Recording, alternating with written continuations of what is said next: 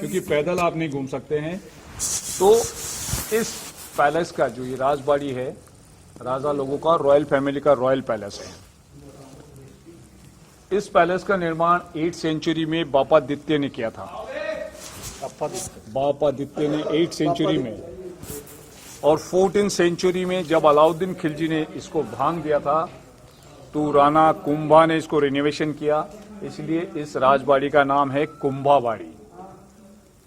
इस कुंभाबाड़ी में आपका जो एंट्रेंस हुआ वो भी बैक साइड से हुआ। राजा लोगों के जो इंपॉर्टेंट हॉर्स होते थे, 7 घोड़ा आने का रास्ता था। अस्तबल सामने देखिए, घोड़ा बांधने का जगह है।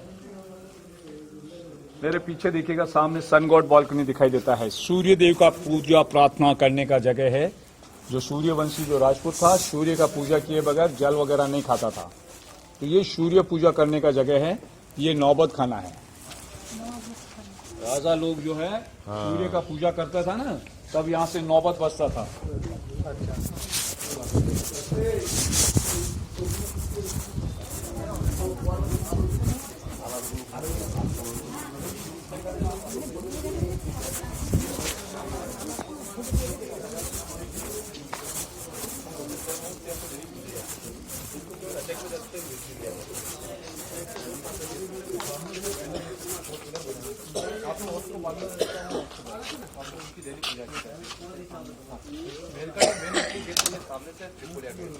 ये देखिए, पैलेस का मेन एंट्रेंस है पूरब दिशा में। ऐसे ही किले का पूरब दिशा में रास्ता था।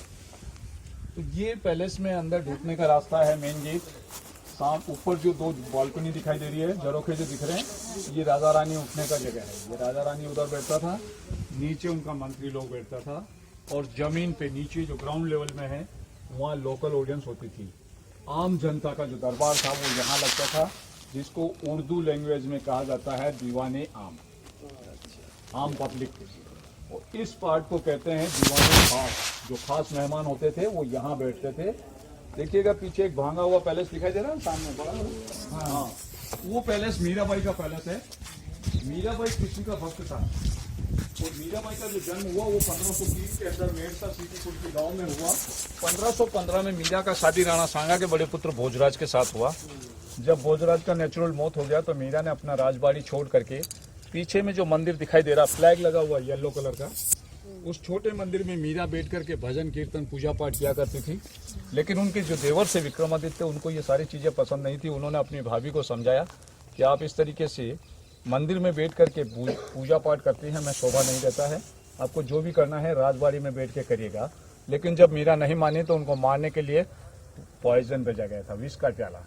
जो मीरा को पॉइजन दिया था, जो अमृत हो गया था। सेकेंड टाइम पूजा के लिए दासियों द्वारा फूलों का टोकरी भेजा था, जिसमें सांप भेजा था, जो फूलों का हार हो गया था। तो लास्ट में मीरा राजपूतों से परेशान होकर के अपना कृष्ण का मूर्ति लिया, 4 धाम का यात्रा करता हुआ मथुरा वृंदावन होते द्वारिका चला गया। द्वारिका में जाने के बाद में कृष्ण का मूर्ति में विलय हो गया। उसके बाद ये पैलेस खाली रहा, तो इसमें उदय सिंह का जन्म हुआ, और उदय सिंह को बचाने के लिए धात्री पन्ना ने अपने बेटे चंदन को सेक्रीफाइस किया। अपनी आंखों के सामने में अपने बेटे को मरवा करके अपने राजा के पुत्र उदय सिंह को बचाया। सुरंग के रास्ते से उसे कुंभलगढ़ पहुंचाया।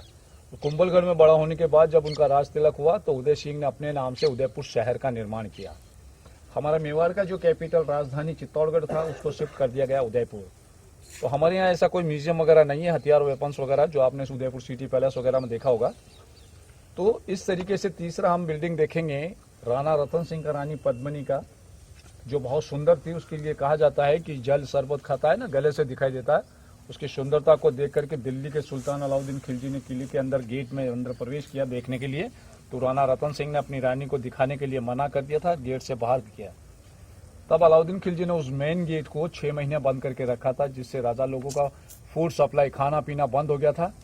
और फूड सप्लाई को, खाने पीने को चालू करने के लिए अलाउद्दीन खिलजी के साथ में राणा रतन सिंह ने एक समझौता किया। समझौते के मुताबिक पद्मिनी को फेस टू फेस नहीं दिखा करके पानी में गिरता हुआ छवि को शीशे में तुला। वो हम लोग आगे देखेंगे पैलेस। ये विंटर पैलेस जो पद्मिनी यदि का 8 मास थाक में, तो 4 मास समर पैलेस था। फोटो खींचते रहे। हाँ, अभी आपका जो है आगे मीराबाई से